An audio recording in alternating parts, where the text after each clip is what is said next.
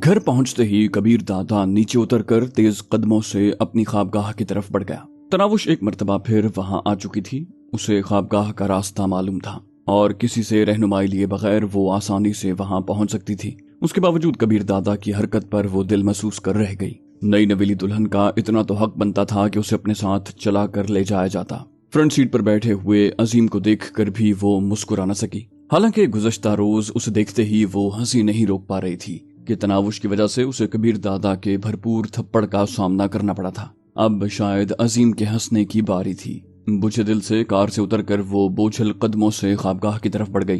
ख्वाबगाह में घुसते ही उसे कबीर दादा मुनक्कश दरवाजे वाली एक अलमारी के सामने खड़ा नजर आया। अलमारी से कोई चीज निकाल कर वो पीछे मुड़ा। उसके हाथ में सुनहरी स्याल वाली 2 बोतलें देखते ही तनावुश समझ गई थी कि वो किस गलीज मशरूब से शुगल शुरू करने वाला है। लेकिन वो जैसा भी था अब उसका शौहर था और वो जिन हालात में वहां पहुंची थी उसके बाद अपने शौहर की किसी बात पर नाक भूं चढ़ाना मुनासिब नहीं था। वो खुद ही तमाम कश्तियां जलाने पर आमादा हुई थी। निकाह से पहले ही उसने अपने तमाम हुकूक कबीर दादा को माफ कर दिए थे, तो अब कोई वावेला करना उसे जचता नहीं था। उसके साथ वो ये भी जानती थी कि कबीर दादा के नजदीक उसकी अहमियत एक लजीज पकवान जितनी ही थी कि पेट भरने के बाद जिसे नजर भर कर देखा भी नहीं जाता। कबीर दादा ने सोफे पर बैठकर शीशे का नफीस ग्लास भरा और एक ही सांस में पूरा खाली कर दिया। उस पर से नजरें हटाकर वो सुबुक कदमों से चलती हुई जहाजी साइज के बेड के किनारे पर टिक गई। उसके साथ ही वो पुरतायुश ख्वाबगाह का जायजा लेने लगी। फर्श पर गहरे भूरे रंग का दबीज कालीन बिछा था। जहाजी साइज बेड के पांव की तरफ की दीवार पर एक बड़ी LED लगी हुई थी। उसके साथ वाली दीवार में ड्रेसिंग और आगे गुस्ल खाने का दरवाजा था। दूसरी 2 दीवारों पर जंगल के बादशाह की 2 बड़ी बड़ी पेंटिंग्स आवेजा थीं। छत में खूबसूरत सीलिंग की गई थी और एक तरतीब से 10-12 एनर्जी सेवर नस्ब थे। उनके जलने से खूब तेज रोशनी फैली हुई थी। बेड के दाएं जानिब 5 सीटर सोफा सेट रखा हुआ था। सोफा सेट के सामने शीशे की खूबसूरत मेज रखी थी, जबकि सोफे के जवानिब में शीशे की तपाइयां पड़ी थीं। छत से पंखे लटके हुए नजर नहीं आ रहे थे। उसकी बजाय एक दीवार में लगा हुआ AC ऐलान कर रहा था कि मकीन को पंखों की कोई जरूरत नहीं है।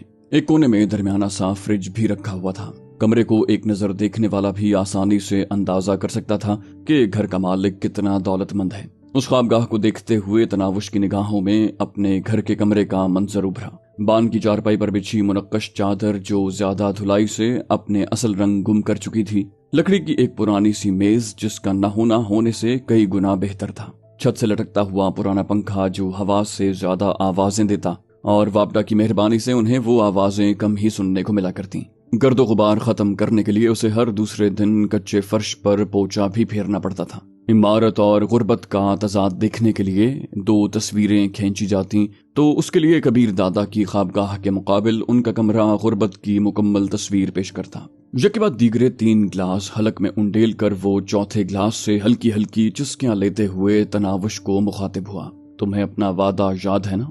उसके एकदम पुकारने पर वो हड़बड़ा गई। जी कौन सा वादा? वो बोला यही कि मैं निकाह पढ़वा लूं और उसके बाद तुम कोई मुतालिबा पेश नहीं करोगी, बल्कि रखेल की तरह मेरे पास रहोगी। कबीर दादा की तरफ जख्मी नजरों से देखते हुए वो मुस्तफसिर हुई। बीवी और रखेल में क्या फर्क होता है? वो बोला मैं नहीं जानता कि क्या फर्क होता है और न जानने की ख्वाहिश है। अलबत्ता तुम ये जान लो कि यहाँ जितने दिन रहना है अपनी हैसियत और जगह पहचान कर रहना होगा। आज मेरे मुहाफिजों के सामने तुम पर रोमांस का जो भूत सवार हुआ था, आइंदा ऐसी कोई हरकत न देखूं। तनावुश के होंठों पर धीमी सी मुस्कुराहट नमूदार हुई और उसने शोख लहजे में पूछा, ये रोमांस वाली शर्त कमरे से बाहर तक ही महदूद रहेगी या कमरे में भी यही कानून लागू रहेगा? कबीर दादा ने उसे गुस्से भरी नजरों से घूरा, मगर वो निगाहें चुराए बगैर उसकी जानिब मुतवज्जे रही। कबीर बोला, यकीनन तुम यहाँ पर अपना क़याम मुख्तसर करना चाहती हो। वो इत्मीनान से बोली, बात तवील और मुख्तसर क़याम की नहीं है, बस ये याद रहे कि जितने दिन यहाँ रखोगे अपने किसी काम से मना करने की कोशिश न करना। ख्वाबगाह से बाहर आप मुझे रखेल का नाम देते हैं, दाश्ता कहकर मेरा तारुफ करवाते हैं या उससे भी ज्यादा किसी गलीज लक़ब से पुकारते हैं, इससे मुझे कोई फर्क नहीं पड़ता। मैं इस ख्वाबगाह में अपना तसर्रुफ चाहती हूँ और यहाँ मुझे बीवी के हुकूक मयस्सर रहने चाहिए और बस। कबीर बोला, तुम इस किस्म की कोई शर्त मनवाने की मजाज नहीं। वो बोली, ये शर्त नहीं, मेरा हक है। यकीनन एक रखेल इतना हक तो रखती है कि एक कमरा उसके तसर्रुफ में रहे। ये कहते हुए वो उसकी तरफ बढ़ी। बोली, अब रात काफी हो गई है, मेरा ख्याल है आराम करना चाहिए। उसके सामने कालीन पर बैठकर वो उसके बूटों के तस्मे खोलने लगी। उसने अपने पांव पीछे समेटना चाहे, ये क्या कर रही हो? اس کے دونوں پاؤں پر اپنی گرفت سخت کرتے ہوئے وہ بولی، کہا ہے نا مجھے اپنے کسی کام سے روکنے کی کوشش مت کرنا، یہاں جتنے دن رہوں گی آپ کو یہ سب برداشت کرنا پڑے گا، یوں بھی یہاں آپ کا کوئی محافظ نہیں دیکھ رہا۔ کبیر دادا صوفے کی پشت سے ٹیک لگاتا ہوا بولا، بے وقوف لڑکی، ایسی کوششوں سے تمہیں کچھ نہیں ملنے والا۔ وہ بولی، میرا نام تناوش کبیر ہے، اگر آپ پیار سے چندا، گڑیا، جانو وغیرہ کہہ کر بلانا چاہیں تو مجھے کوئی اعتراض نہیں ہوگا، مگر یہ لڑکی وغیرہ بالکل نہیں چلے گا۔ شوخی بھرے لہجے میں کہتے ہوئے وہ اس کے بوٹ اتارنے لگی۔ کبیر دادا افسوس بھرے انداز میں سر ہلا کر رہ گیا۔ وہ الٹی کھوپڑی کی لڑکی نہ تو اس کے غصے کو خاطر میں لا رہی تھی اور نہ اس کے سمجھانے کا کوئی اثر ہو رہا تھا۔ اب اس کا ایک ہی حل کبیر دادا کی سمجھ میں آ رہا تھا کہ جلد از جلد اسے طلاق دے کر رخصت کر دیتا۔ اس کی جرابیں اتارتے ہوئے تناوش نے منہ بنایا، بولی، شاید ہفتے بھر سے یہی جرابیں پہنی ہوئی ہیں۔ کبیر بولا، اگر پسینے کی بو اتنی ہی بری لگ رہی ہے تو میری جرابوں کو ہاتھ نہ لگاتی، کسی نے منت تو نہیں کی تھی۔ اس کا لہجہ خفگی کا عنصر لیے ہوئے تھا۔ وہ ورفتگی سے بولی، ایسا میں نے کب کہا ہے کہ آپ کے پسینے کی بو مجھے بری لگتی ہے؟ میں نے تو فقط جرابوں کے میلا ہونے کی نشاندہی کی ہے، بات کو غلط سمت موڑنے کی کوشش نہ کریں، سمجھے؟ یہ کہہ کر وہ اس کے بوٹ اور جرابیں اٹھا کر ریک کی طرف بڑھ گئی۔ جوتوں کو ریک میں رکھ کر اس نے بیڈ کے ساتھ پڑی ہوائی چپل اٹھائی اور اس کے پاؤں کے پاس لا کر رکھ دی۔ اس کے ساتھ ہی وہ صوفے پر بیٹھ کر اس کی ٹائی کی گرا ڈھیلی کرنے لگی۔ کبیر دادا کو اس قسم کی خدمتیں لینے کی عادت نہیں تھی، لیکن وہ خاموش بیٹھ رہا۔ ٹائی اس کے گلے سے نکال کر تناوش اس کی قمیض کے بٹن کھولنے لگی۔ کبیر نے منہ بنایا، بولا، یہ بٹن میں ڈریسنگ روم میں جا کر بھی کھول سکتا ہوں۔ وہ شرارتی لہجے میں بولی، ہاں مگر اس میں وقت صرف ہوگا، اور جب میرے جیسی پیاری بیوی موجود ہو تو آپ کو یہ سب کرنے کی کیا ضرورت؟ اس کی قمیض کے بٹن کھول کر تناوش نے اس کے ہاتھ سے گلاس لینے کی کوشش کرتے ہوئے کہا، بس کریں، اتنا اچھا مشروب بھی نہیں ہے کہ آپ 2-3 بوتلیں میدے میں انڈیل لیں۔ اس مرتبہ کبیر اپنے غصے پر قابو نہ رکھ سکا۔ ایک ہاتھ سے تناوش کا بازو پکڑ کر اسے دھکا دے کر دور پھینکتے ہوئے بولا، تم حد سے بڑھ رہے ہو۔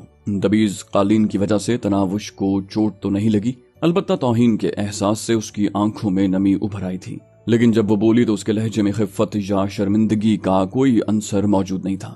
بولی، اچھا آپ جلدی جلدی یہ گلاس خالی کریں، میں سلیپنگ سوٹ لے کر آتی ہوں۔ یہ کہتے ہوئے وہ ڈریسنگ روم کی طرف بڑھ گئی۔ کبیر دادا اسے حیرانی بھری نظروں سے گھورتا رہ گیا۔ اپنے رویے پر اس کے دل میں ہلکی سی ندامت ابھری تھی، مگر وہ ندامت دل ہی دل میں مقید رہی، اس کا اثر اس نے چہرے پر نہ آنے دیا۔ وہ ڈھونڈ کر اس کا سلیپنگ سوٹ لے آئی۔ کبیر دادا نے بظاہر طنزیہ لہجے میں پوچھا، اب میں یہیں لباس تبدیل کرنا شروع کر دوں؟ وہ بے باکی سے بولی، تو میرے علاوہ یہاں اور کون موجود ہے جس سے آپ کو شرمانے کی ضرورت پڑے؟ اور میں تو آپ کی بیوی ہوں نا، میرا مطلب جب تک یہاں ہوں۔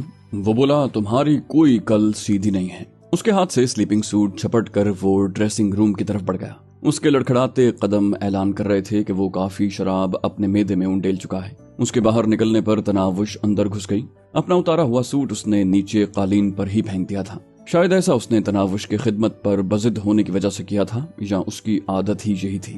سوٹ کو ہینگر میں ڈال کر اس نے الماری میں لٹکایا اور باہر نکل آئی۔ شراب کی دونوں خالی بوتلیں اٹھا کر اس نے کچرا دان میں ڈالیں اور گلاس اٹھا کر دھونے کے لیے باتھ روم کی طرف بڑھ گئی۔ معلوم ہی نہیں ہو رہا تھا کہ وہ پہلی رات کی دلہن ہے۔ کبیر دادا بیڈ پر لیٹ گیا تھا۔ گلاس کو میز پر رکھ کر وہ اس کے قریب بیٹھتے ہوئے پوچھنے لگی، صبح کس وقت جاگتے ہیں؟ کبیر بولا، تمہیں فکر کرنے کی ضرورت نہیں ہے، ملازمہ کو میرے سونے جاگنے کے اوقات معلوم ہیں۔ اس کی بیزاری کو نظر انداز کرتے ہوئے تناوش نے معصومیت سے پوچھا، 6 بجے جگا دوں؟ وہ زچ ہوتے ہوئے بولا، 10 بجے سے 1 منٹ پہلے ہلایا تو گردن دبا دوں گا۔ تناوش کھلکھلا کر ہنسی، بولی، یہی بات آپ شرافت سے پہلے ہی بتا دیتے۔ خیر، ناشتے میں کیا لیں گے؟ اس کی مترنم ہنسی کبیر دادا کو بہت بھلی محسوس ہوئی، مگر وہ اپنی دلی کیفیات پر بیزاری کا پردہ ڈالتے ہوئے کہنے لگا، جو ناشتہ بناتا ہے اسے سب معلوم ہے، تمہیں باورچن بننے کی کوئی ضرورت نہیں۔ وہ بولی، کہہ دیا ہے نا، جب تک میں یہاں ہوں اپنے سارے خدمتگاروں کو بھول جائیں، آپ کے سبھی کام کرنے کا حق صرف اور صرف مجھے ہے۔ البتہ آپ کو بتانے میں حرج ہو رہا ہے تو کوئی بات نہیں، صبح ملازمہ سے پوچھ لوں گی۔ یہ کہتے ہوئے وہ اس کے بالوں میں انگلیاں پھیرنے لگی۔ وہ اسے منع کیے بغیر خشک لہجے میں گویا ہوا، جانتی ہو تمہاری ساری کوششیں بیکار اور بے فائدہ ہیں، فضول میں اپنی توانائیاں ضائع کر رہی ہو۔ تمہاری یہاں آمد کا مقصد مجھے بھی معلوم ہے، تمہیں بھی بھولا نہیں ہوگا، اور اگر یاد نہیں ہے تو یاد دہانی کروا دیتا ہوں کہ تم خوبصورت، پرکشش اور جاذب نظر جسم کے مالک ہو، اس لیے کبیر دادا کی خوابگاہ میں نظر آ رہی ہو۔ اس کا یہ مطلب بھی نہ لینا کہ کبیر دادا کو خوبصورت لڑکیوں کی کوئی کمی ہے، تم نے خود آفر کی اور ترس کھاتے ہوئے میں نے منظور کر لی، اس لیے جو 3 دن یہاں گزارنے ہیں آرام سے گزارو۔ उसके बाद तुम्हें आजाद कर दूंगा। तनावुश के होंठों पर फीकी मुस्कुराहट नमूदार हुई। उसके बालों में उंगलियां फेरने का अमल जारी रखते हुए वो आहिस्ता से बोली, ये सारी बातें मैं अच्छी तरह जानती हूँ, लेकिन आपको नहीं मालूम कि आपकी वजह से मुझे किस अजाब से छुटकारा नसीब हुआ। और फिर मेरे गरीब खाने पर आपने बजाते खुद आकर जो मेरा मान बढ़ाया है, इस एहसान का बदला तो मैं कभी नहीं चुका सकती।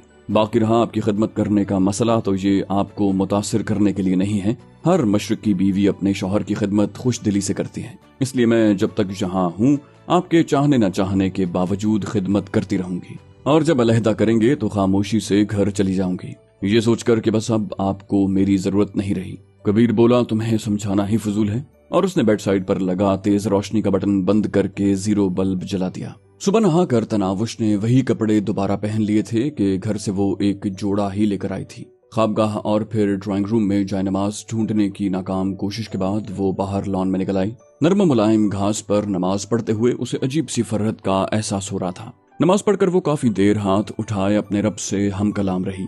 न जाने वो उस बेनियाज दाता से क्या क्या मांगती रही कि जिसके खजानों में कोई कमी नहीं है। दुआ मांगकर वो नंगे पांव घास पर टहलने लगी। शेर के मुजस्मे के गिर्द उड़ता फव्वारों का पानी बहुत भला महसूस हो रहा था। वो फव्वारे के गिर्द घूमती रही। दाखिली दरवाजे पर 2 मुसल्ला चौकीदार मौजूद थे, जबकि अंदरूनी इमारत के दोनों कोनों पर भी 2 आदमी अपने हथियार गोद में रखकर कुर्सी पर बैठे थे। तमाम की नजरें तनावुश की जानिब ही निगरान थीं। उसे नमाज पढ़ते देखकर उसके होंठों पर मुस्कुराहट खेलने लगी। एक चौकीदार दबे लहजे में दूसरे को मुखातिब हुआ, दस्तगीर भाई, ये मुल्लानी कबीर दादा कहाँ से पकड़ कर लाया है? दस्तगीर ने दांत निकालते हुए कहा, जानते हो गीदड़ की मौत आती है तो वो शहर का रुख करता है, और जब मर्द पर बुरा वक्त आता है तो वो किसी औरत की मोहब्बत में मुब्तला हो जाता है। चौकीदार बोला, तुम्हारे कहने का मतलब है कबीर दादा इस बालिश्त भर की छोकरी की मोहब्बत में मुब्तला हो गया है? दस्तगीर ने इस बात में सर हिलाते हुए कहा, न्याज भाई, कहने वाले तो यही कहते हैं। न्याज मुस्तफसिर हुआ, कौन कह रहा है? दस्तगीर बोला, रात को इम्तियाज की जबानी जो तफसील मालूम हुई है उसके मुताबिक तो यही लगता है कि कबीर दादा इस लड़की पर बुरी तरह फरिफ्ता है। इस लड़की की खातिर उसने अखलाक हुसैन शाह जैसे आदमी पर हाथ उठाया और शाहजी के खास आदमी खावर शेख को मौत के घाट उतार दिया। बल्कि कल असर के बाद उसने खावर शेख के छोटे भाई को भी इस लड़की के हाथों मरवा दिया। इम्तियाज उसका नाम दिलावर शेख बता रहा था और उसका कसूर सिर्फ इतना था कि वो इस लड़की को आते जाते छेड़ता था। न्याज ने हैरानी से पूछा, इसने एक मर्द को कत्ल किया है? दस्तगीर बोला, हाँ, दिलावर शेख ने इसके भाई को कत्ल किया था। इसने माँ के साथ मिलकर बदला ले लिया, और दिलावर शेख तो इसलिए भी चू न कर सका कि वहाँ कबीर दादा मौजूद था। न्याज समझने वाले अंदाज में सर हिलाते हुए बोला, वैसे कबीर दादा को ये मिली कहाँ पर? दस्तगीर बोला, 2 दिन पहले दिन के चौकीदार रहमत खान की ड्यूटी में आई थी, खुद को कबीर दादा की दोस्त बता रही थी। न्याज बोला, ताल्लुक के बाद मिलने आई होगी ना? मैं पूछ रहा हूँ कि दोनों की आंख कहाँ लड़ी है, और क्या इस बेवकूफ को मालूम नहीं कि कबीर दादा किस बला का नाम है? दस्तगीर बोला, छोड़ो न्याज भाई, खुद ही भुगतेगी। कबीर दादा 2-3 दिन से ज्यादा किसी लड़की को करीब नहीं छोड़ता। याद नहीं, जलवा जैसी अदाकार को उसने 3-4 दिन बाद ठेंगा दिखा दिया था। ये तो बेवकूफ सी घरेलू लड़की नजर आती है। यूं भी कबीर दादा जैसे शराबी गुंडे की गुर्बत में किसी नमाजी रोजेदार का क्या काम? तनावुश की बातों से बेखबर घास पर टहलती रही। नंगे पांव घास पर घूमना उसे बहुत अच्छा लगता था। पहले वो कभी कभार स्कूल के लॉन में घास पर टहल लेती, मगर स्कूल के घास के मुकाबले में ये बहुत आला किस्म की घास थी। यूं महसूस हो रहा था जैसे वो रेशम पर चल रही हो। तुलुए आफ्ताब के वक्त वो चप्पल पहनकर अंदर की तरफ बढ़ गई। घर में वो सुबह सवेरे नाश्ते की आदी थी। रात की बासी रोटी तवे पर गर्म करके वो चाय के साथ खा लिया करती। उसके बाद वो कॉलेज जाने की तैयारी में लग जाती और माँ उसके लिए दोपहर का खाना तैयार करने लगती। अब उसे कॉलेज तो नहीं जाना था, मगर भूख तो महसूस हो रही थी। किचन का दरवाजा खाने के कमरे से मुल्हिक था। लंबी चौड़ी खाने की मेज को देखकर लगता ही नहीं था कि उस पर अकेला कबीर दादा बैठकर खाना खाता होगा। उसके जहन में ख्याल आया, शायद यहाँ मेहमानों की आमद रहती है और इस वजह से कबीर दादा को इतनी बड़ी मेज लगवाना पड़ी। खाने के कमरे की तरह बावर्ची खाना भी बहुत बड़ा था। एक छोड़ो 2 फ्रिज वहाँ मौजूद थे। मुलाजिमा अभी तक नहीं पहुंची थी कि वो कबीर दादा के जागने के औकात से वाकिफ थी। बाकी मुलाजिमों के लिए यकीनन मुलाजिमों के क्वार्टर्स में नाश्ता बनता होगा। लॉन में टहलते हुए उसे कोठी के अकबी जानिब क्वार्टर नुमा कमरों की झलक नजर आई थी और लाजिमन वो मुलाजिमीन की रिहाइश की खातिर ही इस्तेमाल होते थे। खानसामा के जागने का इंतजार किए बगैर वो बावर्ची खाने में घुस गई। एक कोने में बने हुए सिंक के साथ काफी गंदे बर्तन पड़े थे।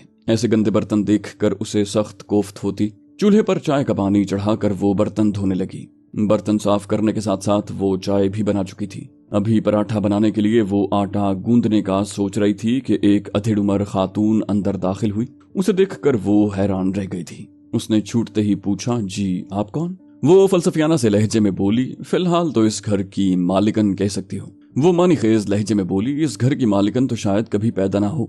आपको शायद साहब की नशे में की गई गुफ्तगू से कोई गलत फहमी पैदा हो गई है। वो फौरन सफाई देते हुए बोली, खाला आपकी इत्तला के लिए अर्ज है कि कल मेरा और कबीर अली खान का निकाह हो चुका है। क्या आपको मेरे कपड़ों से अंदाजा नहीं हो रहा कि मैं पहली रात की दुल्हन हूँ? वो बेपरवाही से बोली, आप खाने की मेज पर तशरीफ रखें, मैं नाश्ता लगा देती हूँ। बाकी रोजाना नए नकोर और कीमती लिबास वालियां ही नजर आती हैं। आज तक कोई फटे पुराने लिबास में तो नजर नहीं आई कि आपको अनोखा समझूं। तनावुश को सख्त किस्म की तौहीन का एहसास हो रहा था, मगर झगड़ तो नहीं सकती थी कि वो उसे कबीर दादा की दुल्हन समझे। यूं भी एक मुलाजिमा से इस बात पर झगड़ना कि वो उसे कबीर दादा की बीवी समझे खासा अजीब था। वो चुपके से बाहर निकल आई थी। थोड़ी देर के बाद मुलाजिमा उसके लिए नाश्ता ले आई। जूस, सेब, डबल रोटी, जैम, मक्खन, अंडे और जाने क्या क्या लवाजिमात वो ट्रॉली में भरकर लाई थी। नाश्ता शुरू करने से पहले उसने पूछा, खाला साहब नाश्ते में क्या लेते हैं? वो बोली, वो भी यही कुछ लेते हैं बीबी जी, बस मिकदार कुछ ज्यादा होती है। तनावुश बोली, शुक्रिया खाला, आज से उनका नाश्ता मैं खुद ले जाया करूंगी, बस आप मेरी रहनुमाई कर दिया करना। खादिमा बोली, क्या फायदा बीबी जी, आज आपने यूं भी वापस चले जाना है। वो पुरअज़्म लहजे में बोली, मैं वापस जाने के लिए नहीं आई। मुलाजिमा ने मुंह बनाया, बोली, यहाँ आने वाली हर दूसरी लड़की यही कहती है। तनावुश बोली, आइंदा बोलते वक्त कुछ सोचने की जहमत कर लेना, मैं कोई बाजारी लड़की नहीं, कबीर अली खान की बीवी हूँ। मुलाजिमा बोली, बीबी जी आप तो खफा होने लगी, मेरा मतलब ये था कि। वो कता कलामी करते हुए सख्त लहजे में बोली, छोड़े मतलब को और जाएं बावर्ची खाने की सफाई करें। आज तो गंदे बर्तन मैंने धो लिए थे, लेकिन आज के बाद मुझे बावर्ची खाने में गंदा बर्तन नजर नहीं आना चाहिए। मुलाजिमा बोली, खामखा रोब झाड़ने की जरूरत नहीं है बीबी जी, मैं साहब की मुलाजिमा हूँ, आपकी नहीं। ये कहते हुए वो बड़बड़ाते हुए बावर्ची खाने की तरफ बढ़ गई। एक रात के लिए आती हैं और मालिकन की तरह हुक्म जमाने लग जाती हैं। उसकी बुलंद खुद कलामी तनावुश के कानों तक भी पहुंच गई थी, मगर उसे बर्दाश्त करना पड़ा। गो वो एक रात वाली नहीं थी और ना उसका कबीर से कोई ताल्लुक शरीयत के दायरे से बाहर था, मगर हकीकत तो यही थी कि उसका कयाम भी आर्जी ही था। सर झटक कर वो तल्ख सोचों को दूर करने की कोशिश करते हुए नाश्ते की तरफ मुतवज्जे हो गई। नाश्ता करते हुए भी उसकी सोचें इसी मसले में सरगर्दा रहीं। कबीर दादा को जिस्म जां का मालिक मानने के बाद वो उससे दूर नहीं जाना चाहती थी। वो कोई ऐसा तरीका सोच रही थी कि कबीर दादा सिर्फ उसी का बनकर रह जाता, मगर ये बैल किसी तरह मुंडे चढ़ता दिखाई नहीं दे रहा था। अलबत्ता इतना वो जानती थी कि कोशिश करने वाले ही हुसूल की लज्जत चखते हैं,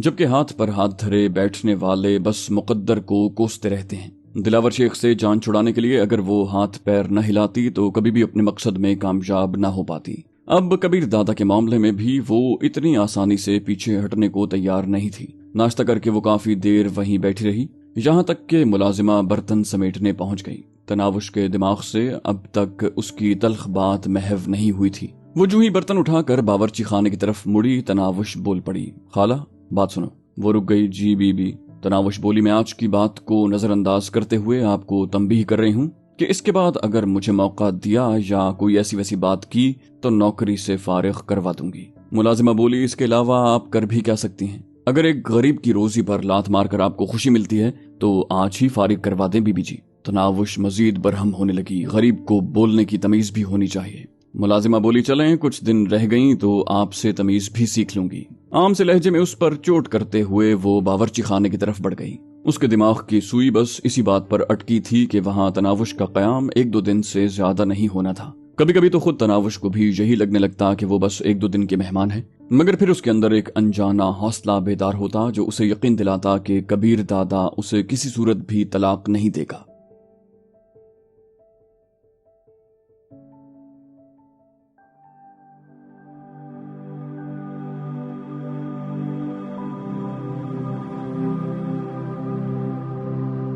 तो दोस्तों ये थी हमारी आज की एपिसोड। उम्मीद करते हैं आपको हमारी कहानी पसंद आई होगी। जाने से पहले इस वीडियो को लाइक कीजिए और शेयर करना मत भूलिए।